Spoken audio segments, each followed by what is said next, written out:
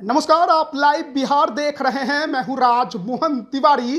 देखिए, लोकसभा चुनाव 2024 का दंगल अब अपने अंतिम पड़ाव पर पहुंच चुका है। आज बचे हुए देश भर में सीटों पर आखिरी चरण में वोटिंग हो रही है। बात अगर बिहार की करें तो 8 सीटों पर वोटिंग हो रही है और इन 8 सीटों पर बड़े बड़े नेताओं की किस्मत दांव पर लगी हुई है। चाहे आप पूर्व केंद्रीय मंत्री रविशंकर प्रसाद की बात करें, मीसा भारती की बात करें, रामकृपाल यादव की बात करें, केंद्रीय मंत्री आर के सिंह की बात करें या फिर उपेंद्र कुशवाहा की बात करें, कई सीटों पर त्रिकोणीय मुकाबला है। और ऐसे में जिस प्रकार के वोटिंग पैटर्न निकलकर सामने आ रहे हैं, इन सीटों से जो खबरें निकलकर सामने आई हैं, हमारे सहयोगी जो इन सीटों पर लगातार घूम रहे हैं, वो जो हमें बातें बता रहे हैं और रुझान अभी से ही जिस तरीके के निकलकर सामने आ रहे हैं, वो क्या कहानी लिख रहे हैं। क्या बदलाव की बयार इन 8 सीटों पर है या फिर जो एनडीए के पास सीटें अभी मौजूद हैं वो सीटें उन्हीं के पास रह जाएंगी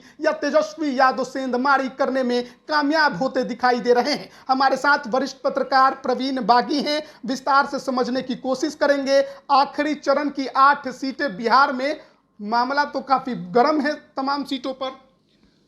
हाँ, देखिए, ये 8 की 8 सीटें एनडीए के पास हैं अभी, मगर अभी तक जो 1 बजे तक की रिपोर्ट है उसके मुताबिक 4 सीटें आसानी से जाती दिख रही हैं एनडीए के पास वापस, मगर 4 सीटों पर कड़ा मुकाबला है और वहाँ एनडीए की सीटें फंसी हुई दिख रही हैं। अब उसमें किसकी जीत होगी, किसकी हार होगी, ये शाम के बाद पता चल पाएगा। जब सभी जगह से आंकड़े आ जाएंगे, जानकारी आ जाएगी, तब पता चलेगा कि वोटरों का रुझान किधर था। और इस चुनाव में एक और ख़ास बात ये रही कि पटना वासियों ने अपना स्वभाव और चरित्र नहीं बदला है। हाँ। हर बार की तरह इस बार भी वो सबसे फिसड्डी रहे वोटिंग करने में। बातें बड़ी बड़ी और लाइन लग के वोट देने में उनको बहुत नागवार गुजरता है। मैं जिस बूथ पर गया था इसके पुरी में, तो वहाँ मुश्किल से 20-25 लोग थे सुबह में और मैं अपने बूथ पर फर्स्ट वोटर था, सबसे पहला वोट मैंने गिराया। उसके बाद फिर मैं 1 घंटे के बाद वहाँ गया तो देखा कि बूथ खाली।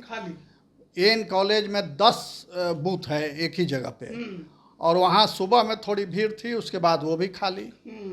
इक्का दुक्का लोग आ रहे थे, जा रहे थे। ज़्यादातर बूथों पर, वीमेंस कॉलेज के बूथ पर थोड़ी भीड़ जरूर रही, लोग आते जाते रहे, वहाँ भीड़ दिखी। ये सब एरिया पटना साहिब का है।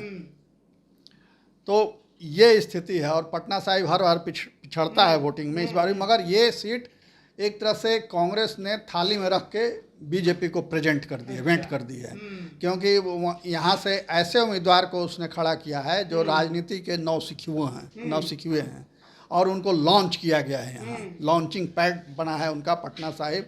वो बाबू जगजीवन राम के नाती हैं, तो उनको कोई नहीं पहचानता है, ना वो किसी को पहचानते हैं, कांग्रेस के लिए भी नए हैं।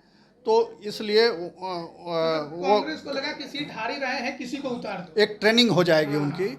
तो अब अंशुल अभिजीत उनकी ट्रेनिंग हो गई है। अब आगे वो राजनीति में अगर ट्रेनिंग से ठीक ठाक सीखा उन्होंने तो अच्छा करेंगे। कितने % वोट हुए पटना साहिब में? पटना साहिब में 1 बजे तक 29.22% वोट हुए हैं, सबसे कम। और सबसे ज़्यादा जो वोटिंग हुई है वो पाटलिपुत्रा में, बगल में। हाँ, बगल में, ठीक इससे सटे हुए जो क्षेत्र है जहाँ से रामकृपाल और लालू यादव की पुत्री मीसा भारती के बीच बड़ा घमासान टक्कर है, कांटे का टक्कर है। तो वहाँ एकदम कह पाना मुश्किल है कि कौन आगे है कौन पीछे है, क्योंकि जो जानकारी मिल रही है वहाँ से उसमें ये बताया जा रहा है कि रामकृपाल का बूथ मैनेजमेंट थोड़ा कमज़ोर है। अच्छा। हाँ, वोटरों को निकाल पाने में और बूथ तक पहुंचाने में उनके कार्यकर्ता शिथिल दिख रहे हैं, जबकि राजद के जो कार्यकर्ता हैं वो पूरे तैयारी के साथ लगे हुए हैं। ये उल्टा हो गया। हाँ, उल्टा हो गया। बूथ मैनेजमेंट की एक्सपर्ट मानी जाती है भाजपा, और भाजपा इसमें पिछड़ रही है।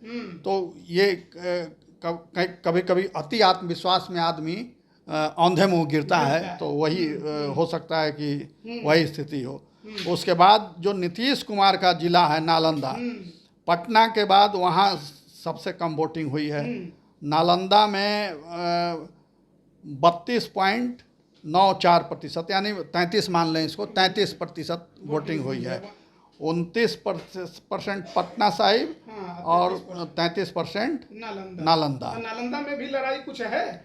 नहीं, नालंदा में भी लड़ाई नहीं, इजी गोइंग सीट है, वो जा रही है एनडीए के पास। हिमालय और जेडीयू की लड़ाई? हाँ, माले ओले का वो सब अब गुजरे दौर की कहानी है। कुछ क्षेत्रों में उनका जरूर मजबूत आधार है, मगर लोकसभा में 6 विधानसभा क्षेत्र आते हैं, हर जगह से आपको वोट मिलना चाहिए तब आप जीतेंगे। नालंदा में तो 7 हैं। हाँ, तो इसलिए नालंदा में उन कोई परेशानी वो पैदा नहीं कर रहे हैं। और वहाँ, हाँ, वहाँ नीतीश कुमार ही वहाँ के सुपर बॉस हैं, तो वो जो चाहेंगे वो होगा, तो वहाँ जीत रही है जदयू। उसके बाद आपको आरा सीट है इससे सटे हुए, तो आरा में 33% वोटिंग हुई है 1 बजे तक।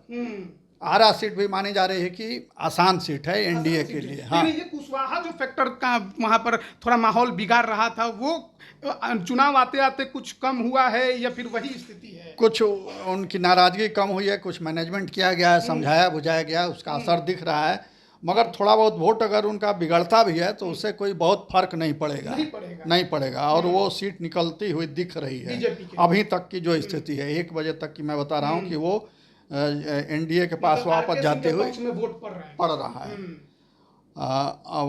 अभी 3-4 घंटे की वोटिंग बाकी है, तो उसमें कुछ बदलाव आ सकता है। ये उसके बाद ही जब वोटिंग समाप्त हो जाएगी तभी उस फाइनली कुछ कहा जा सकता है। फिर है बक्सर की सीट। बक्सर में लगभग 38% वोटिंग हुई है 1 बजे तक। तो हाँ, त्रिकोणीय है, ये भी सीट फंसी हुई है एनडीए की। यहाँ मिथिलेश तिवारी भाजपा के और सुधाकर हैं राजद के और आनंद मिश्रा निर्दलीय, इनके बीच ये सीट फंसी हुई है। अब इनमें कौन भारी पड़ेगा ये अभी कहना मुश्किल है, क्योंकि आनंद मिश्रा वोट काट रहे हैं बीजेपी का, और ददन पहलवान हैं वो वोट काट रहे हैं आरजेडी का।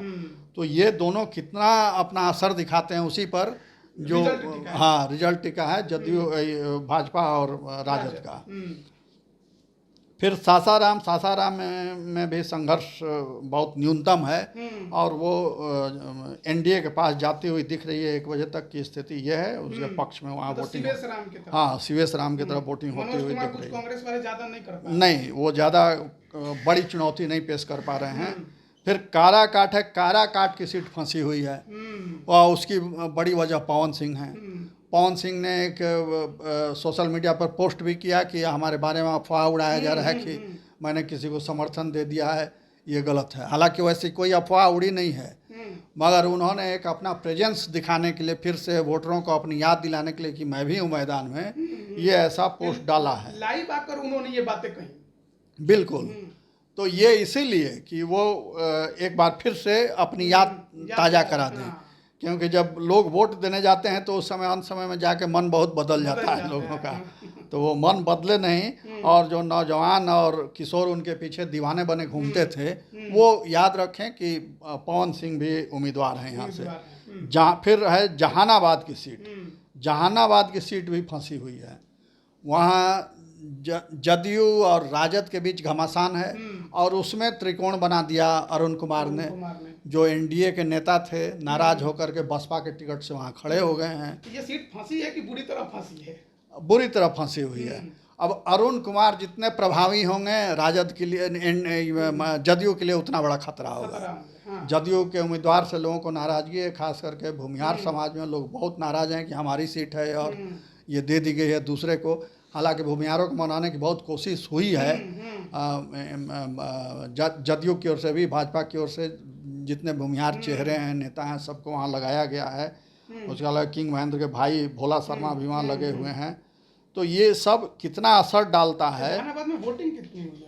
हाँ, जहानाबाद में वोटिंग हुई है, जहानाबाद में 36.66%, यानी उसको हाँ 36.5 मान लें, 36.5% वोटिंग हुई है। काराकाट में उससे ज़्यादा वोटिंग हुई है, 39.5%। मतलब कि पाटलिपुत्र के बाद सबसे ज़्यादा हाँ, काराकाट में, मतलब वोटिंग अच्छी है पाटलिपुत्र के बाद।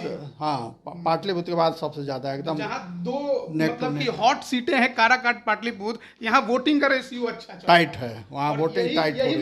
फंसा भी रहा है। हाँ, ज़्यादा वोटिंग यानी सिटिंग उम्मीदवार के लिए खतरे की घंटी, ये समझना पड़ेगा। लेकिन काराकाट में कोई सिटिंग है नहीं अभी, हाँ, काराकाट में जो सिटिंग था उनको तो टिकट काट दिया गया। बिटिंग करा दिया, लोगों ने बैठा दिया पार्टी ने, तो वो खामोश बैठे हैं। उनकी खामोशी भी रंग दिखाएगी कुछ चुनाव में। और तो ये अभी 1 बजे तक की स्थिति है और वोटिंग बहुत कम हो रही है। तो हम मतदाताओं से अपील करते हैं कि सब काम छोड़ के निकलिए, वोट दे के आइए, फिर आराम से भोजन करके और विश्राम कीजिए, मगर वोट जरूर दीजिए। अगर चूक गए तो आपके मन की सरकार नहीं बनेगी, फिर 5 साल आप कुढ़ते रहिएगा, अपना ब्लड प्रेशर हाई करते रहिएगा, दिल की बीमारी पालिएगा। इससे बचना है तो जाइए और वोट कीजिए, अपने मनपसंद सरकार चुनिए। तो देखिए, जिस प्रकार से हालात हैं अभी बिहार की इन 8 सीटों पर, उसकी हम चर्चा कर रहे थे। लेकिन सबसे बड़ी बात यह है कि पटना साहिब में सबसे कम मतदान हुआ है। लेकिन इसके अलावा हम एक और चीज़ की चर्चा कर ले कि इन 8 सीटों के अलावा एक सीट पर उपचुनाव हो रहा है विधानसभा के, अगियाओं की सीट पर, जहां पर माले के मनोज मंजिल विधायक थे, उनकी सदस्यता चली गई थी। एक केस में आरोपी थे, सजायाफ्ता हो गए। और उसके बाद इस उपचुनाव में वहां पर स्थितियां ये हैं कि माले के तरफ से शिवप्रकाश रंजन चुनावी मैदान में है और जदयू के तरफ से जो उम्मीदवार है वो पूर्व विधायक है। अब वहां पर क्या स्थितियां हैं, क्योंकि माले की वो सीट है। वहाँ माले थोड़ी मजबूत स्थिति में दिख रही है, मगर पूरी सूचनाएं आने तक वहाँ के बारे में कुछ कहा नहीं जा सकता है, इसलिए इंतज़ार करना पड़ेगा जब तक वोटिंग चल रही है तब तक। उसके बाद कुछ बता पाना संभव होगा कि किसका पलड़ा भारी है, किसका हल्का है, किसका पलड़ा भारी है और किसका हल्का है। तो देखिए, 1 बजे तक का जो रिपोर्ट था वो हम आपके सामने पेश कर रहे थे। आगे भी तमाम अपडेट हम आप तक पहुंचाते रहेंगे, बने रहिएगा हमारे साथ। आप सभी का बहुत बहुत धन्यवाद। और ये भी हम बताते चले कि रात में चुनाव समाप्त होने के बाद लाइव बिहार की तरफ से भी अपना एग्जिट पोल जारी किया जाएगा, तो उसे भी देखना नहीं भूलिएगा। आप सभी का बहुत बहुत धन्यवाद।